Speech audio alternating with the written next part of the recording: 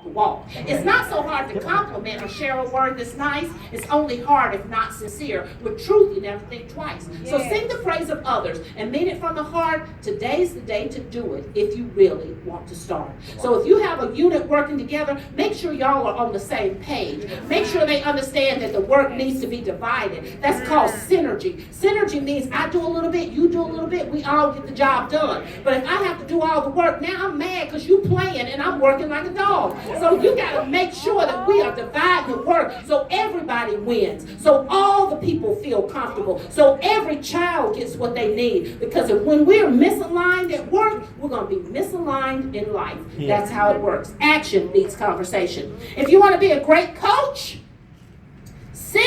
I need some creative thinkers in the house. Out of the box. You can't teach the same way you taught 3 years ago.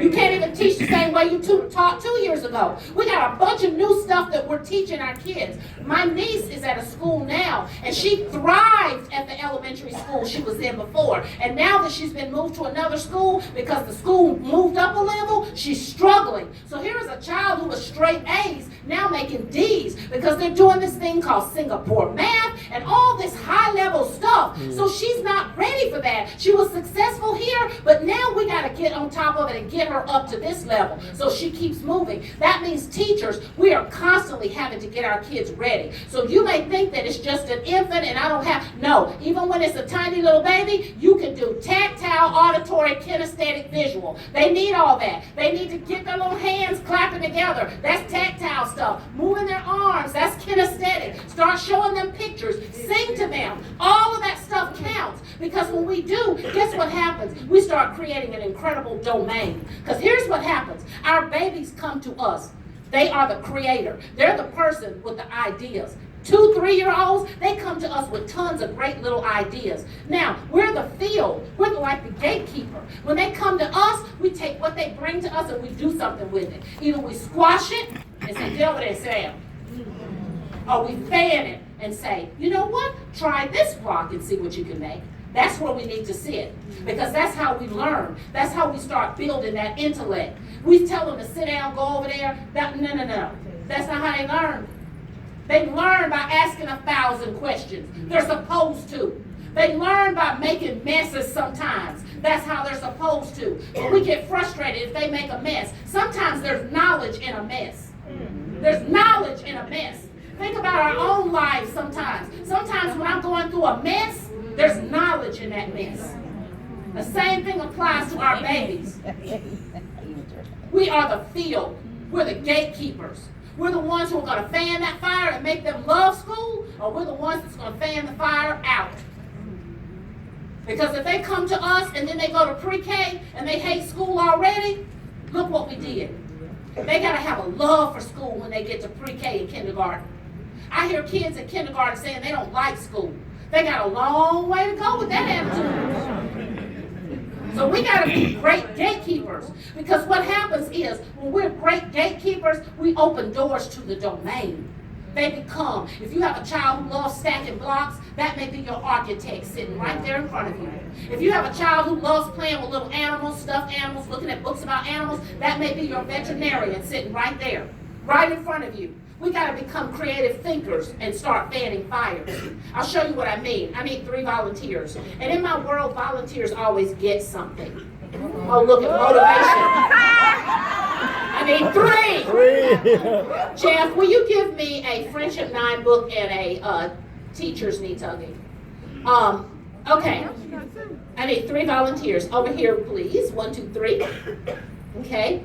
And my 3 volunteers are going to get, I'm going to give them copies of my book. They're going to either get this one, which is my new book, Data Doesn't Always Determine Success. And I basically took my life, how I got to here, and how it ties into what research says, and how we got to use common sense to get the rest of the way. You might get a copy of Teachers Need Tugging too. It's all my poetry. Every poetry or poem you hear me recite is mine, nobody else's. Me and God. And then they might get a copy of No Fear for Freedom, which is my first nonfiction book. It's about a group of men who did a sit-in 1961, and they changed the civil rights movement. Because they did a sit-in 1961, it started a premise called Jail No Bail. Dr. Martin Luther King went and sat in the Birmingham jail. And these men who were considered jailbirds really shifted the civil rights movement. It's a powerful story. So those are the prizes.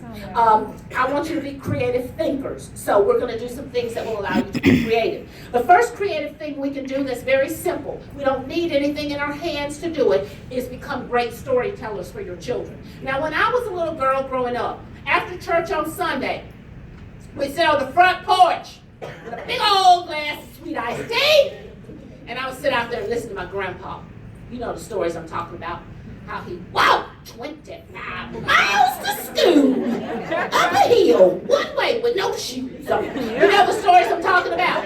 These are the things that we grew up with. But we've gotten so far away from that. Sometimes our kids just need for us to be natural storytellers. And we get so caught up that we've got to have a book, or we have to have a CD, or we have to have some type of manipulative. Those are all great. I'm not saying we don't, because we do need all that. But I want you to get back to the basics, because we've gotten so far away from the basics that we're not teaching like great teachers teach. Some of that stuff that we did way back then was powerful because it made us great thinkers. But now, kids, when I ask them to write a story, the first thing that comes out of their mouth is, I can't think of anything to write about, because we're not being creative learners. We got to get back to that good old storytelling and stuff. So here's what's going to happen. You are LaShonda, pleasure to meet you. And Nicole, pleasure to meet you. And Lakeisha, pleasure to meet you. Okay, I'm going to start at the beginning of the story. When I get tired of telling that story, I'm going to go right here to LaShonda. And LaShonda's going to tell that story. She's going to pick up where I left off, mid-sentence, mid-word, mid-breath. When I get tired of hearing LaShonda, I'm going to go right here to Nicole. Nicole is going to pick up where LaShonda left off, mid-sentence, mid-word, mid-breath, and keep the story going. When I get tired of hearing what Nicole has to say, I'm going to go right here to Lakeisha, and Lakeisha's going to pick up where Nicole left off, mid-sentence, mid-word, mid-breath. Now, the best advice I can give you is just don't think. Just tell the story. Okay, here we go. This morning, when I backed out of my driveway, y'all, all of a sudden I realized that somehow I had hit my dog. Ran slap over him. Did not see him. And I just hollered and cried. And the next thing I did was say, wait a minute, I just saw his little paw move. Maybe he's not dead. So I picked up my cell phone and I called my mama. My dog. I ran over it. I think it might be dead. I don't know what to do. She said, oh, you need to go in your house and I'm going to tell you this remedy. Somebody told me about this a long time ago. I want you to get a cup of molasses, and I want you to take that cup of molasses, and I want you to rub it around his leg. But Mama, I don't have time. I gotta get my hair done. Can you come and do it? She said, where your husband at? You know the one that I told you that was no good.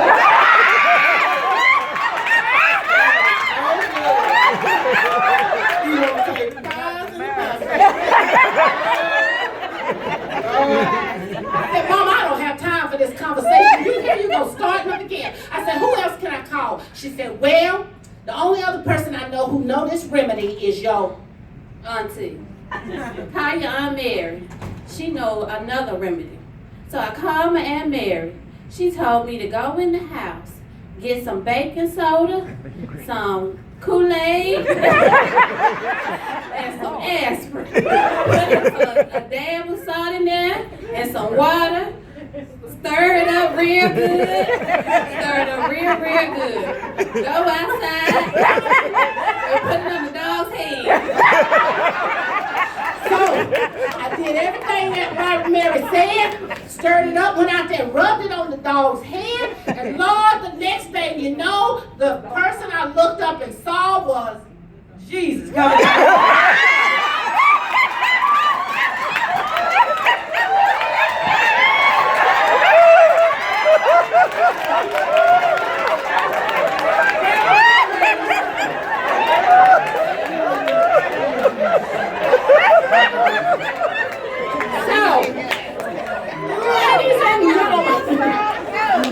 The point of that story is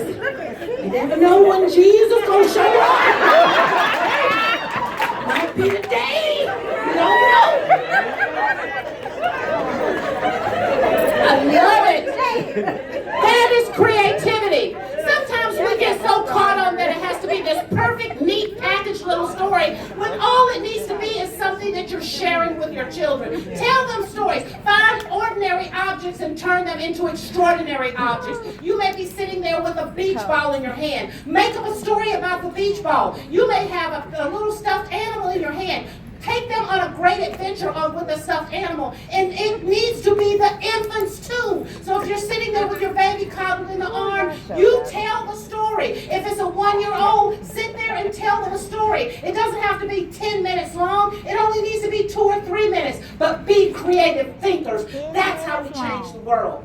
If you build your mind one day at a time and let your thoughts just flow, there's never a doubt or question at all as to whether ideas can grow. You have to believe that your mind is the best and that dreams can really come true, but most of all, believe in yourselves, and there's nothing that you can't do. So stop thinking can't and start thinking can. By building a positive mind, reach for success in all that you do and leave negative thoughts behind. Build your mind. Okay, let's start winding this thing up.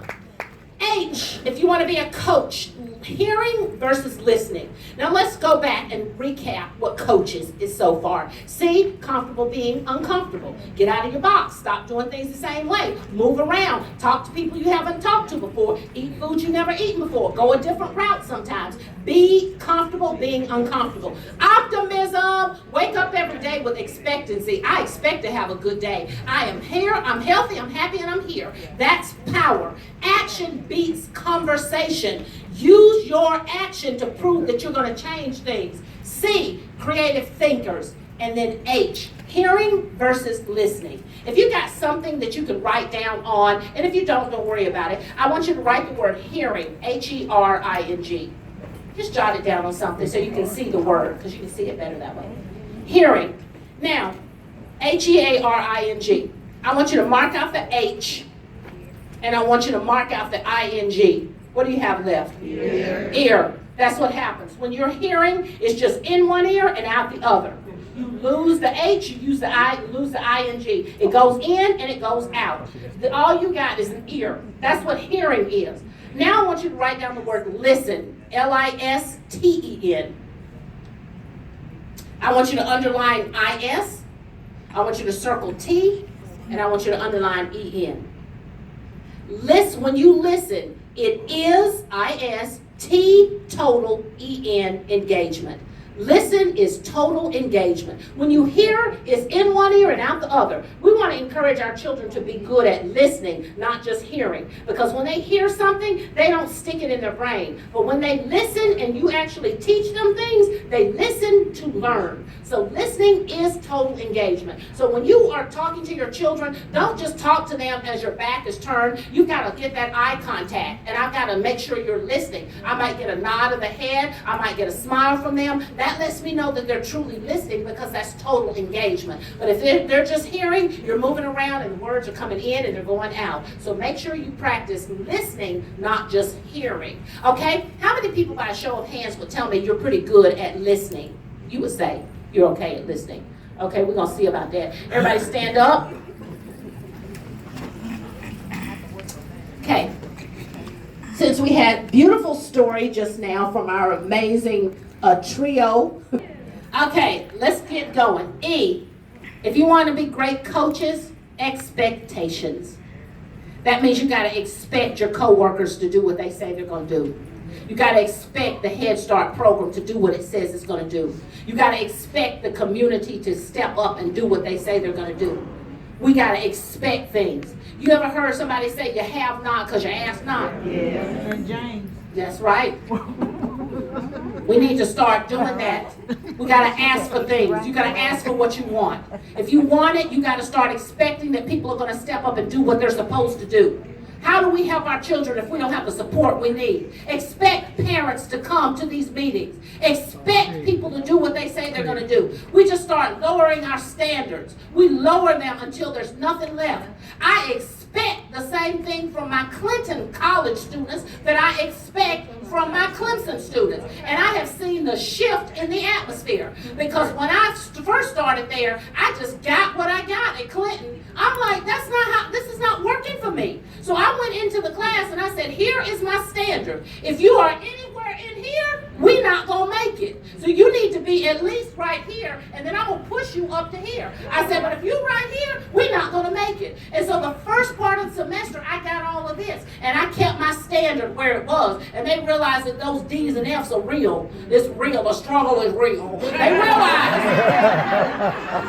And they come. Here they come. Dr. Kim, well, reason no, there is no excuse. Were you sick? No. Did somebody die? No. Then I don't want to hear it. You need to be in class. And you keep your standard there.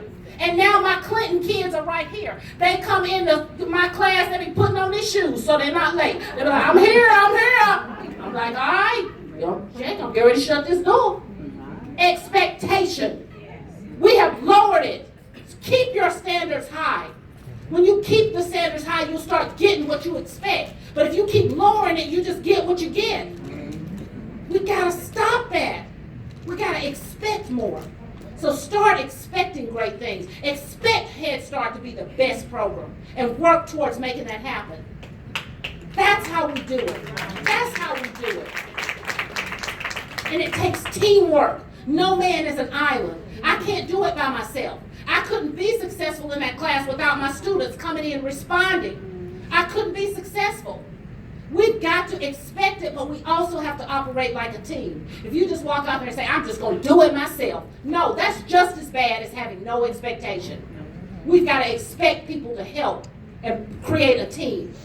I want you to stand up for me. And I want you to put your arm to speak success. Speak it. You got to speak it. You know, for those of you who know and love your Bibles like I do, there's a verse that always follows me. I love this verse. It's Philippians 3:13. Yes. And it says, this one thing I do, forgetting all things that are behind me, I press towards the mark. Yes. Press. So that means in order to be successful, sometimes you want to press. In order to be, sometimes even when somebody's talking you down and you got to hold your tongue, you might have to press. So success comes from the press. If we don't press, we will not be successful because there are going to be roadblocks along the way, y'all. There's going to be things trying to knock us down along the way, y'all. But if we speak into the atmosphere, success. Because here is what I know. There is power in the tongue. Yes.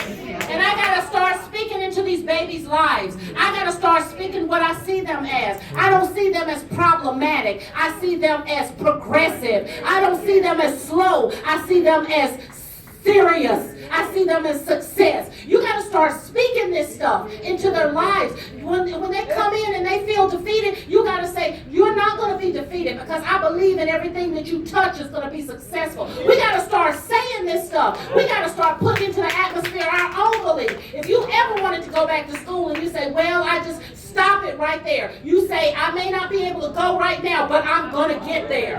And you got to know it because you got to be able to see into the future. My grandparents saw into the future. They knew that I didn't have to be a poor factory worker. They knew that there was nothing wrong with it because it was a good job, but they wanted more for us. We got to start wanting more for our children and not just what we get. We got to start wanting more for our own personal lives. There is nothing in the world that you can't do. If you had stood there and said to me 25, 30 years ago that one day you're going to finish from America's university, Harvard University, I might doubt myself, but my grandfather would have said, she sure can do it. That's what we got to do. We got to get some of that show can do itness because that's what's going to help us get over the hill because there are barriers there. There are dragons everywhere and there are walls waiting to tear us down. But if Head Start wants to continue to be the great success it is, we got to start speaking success, y'all. There was a young man that I worked with who was struggling with his reading. And I had teachers that I admired and loved, but they got in my ear. Teachers I admired got in my ear and said, oh, he's difficult. You're going to have a trouble. His parents, his mama's boyfriend ain't helping. I mean, they were in my ear. And for a moment, I bought into it. And I was scared to help him because I didn't want to deal with all those problems. And I tell you that to tell you this. Speak success. So if I saw that teacher again today, I would say that may be his case, but it will not be his future. That's what I would have had the power to say. So you got to get the power to start speaking success. And sometimes success takes boldness. Sometimes people can't understand how you can wake up and go into a job that's full of a whole bunch of mess. Because sometimes you have to be a little crazy to do it. And people won't understand because they're not there yet. But when you can walk in a bunch of a whole bunch of mess and still speak positive, you found success. You found it.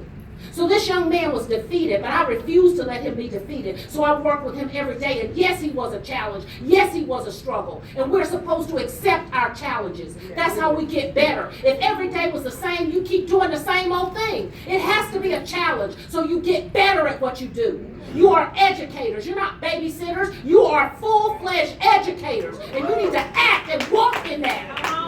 That is your destiny. So don't think that you're just taking care of kids. No, you're much greater than that. Don't forget whose you are. Got a tear to my eye. Speak that. So this young man, at the end of this whole tutoring session, he came up to me, and you could tell it was a young man who didn't love a lot because he just wasn't giving love. And he came up to me and he said, Miss Kim, thank you for believing in me. And he meant that from his heart. And I always tell people that every book I've ever written, I wrote that book. But I tell people this book wrote me. I wrote a book called The Climber, and that's what I'm going to end with.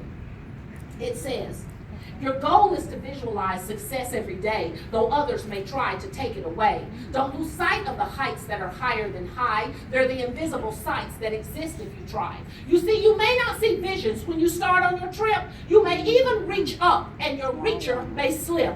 But you're a climber of sorts, a climber indeed, and you'll get to the top with the greatest of speed. Don't you back down from fear. Don't you let it control. Use all of your wisdom, your heart, and your soul. And if you step every step and climb every climb and stop to reflect at least some of the time, you'll realize the steps are easy for you. You have all the smarts. You know what to do. Just come up with a plan that can steer you around those fire-breathing dragons that wrestle you down. Though they fight you from left side and then from the right, hold on to your vision. Hold on to it tight. You know you worked on a plan, the best one to use, but still you feel shaken, battered, and bruised. Don't you quit on your quest to follow success, though facing discouraging levels of stress. You see, there may be someone who fights dragons too, and they may be willing to fight them with you. So take a deep breath and get back on that ladder, though you know that the dragons will get madder and madder. You let them see your desire to climb and to win. You dig deep in your soul and you dig from within. And then watch what will happen with each breath that you take. The reach of those dragons will soon start to break. You'll almost be there, almost to the top, when all of a sudden your climbing will stop. You'll look down below and see someone in need trying to climb with the desire to succeed. You could keep on climbing and forget what's below, but part of success is to know what you know. That you cannot climb higher without lending a hand, because helping each other is the law of the land. So hold out your hand and offer a smile and realize the climb was more than worthwhile because someone helped you. Now you help another. All climbers get visions to share with each other. All right. That's it. All right.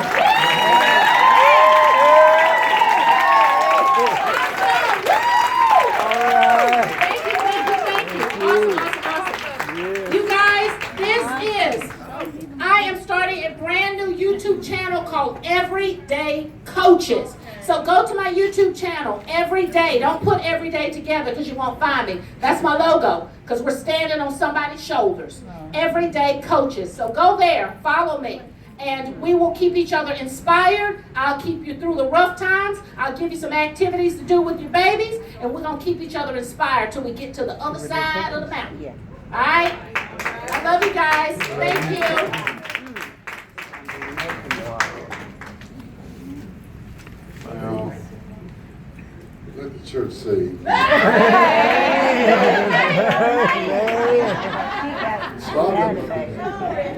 folks up here quoting scriptures and everything. You know, that's why it's important to remain to the end of our sessions. Yes. Not that we're trying to say the best for last, it's just that the whole comprehensive part of what we do in the course of the week that we're here, the totality of it is what makes a difference.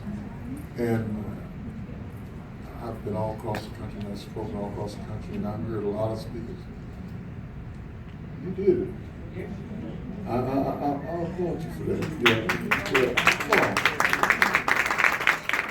She is off the chain. I think the collection box is near the back.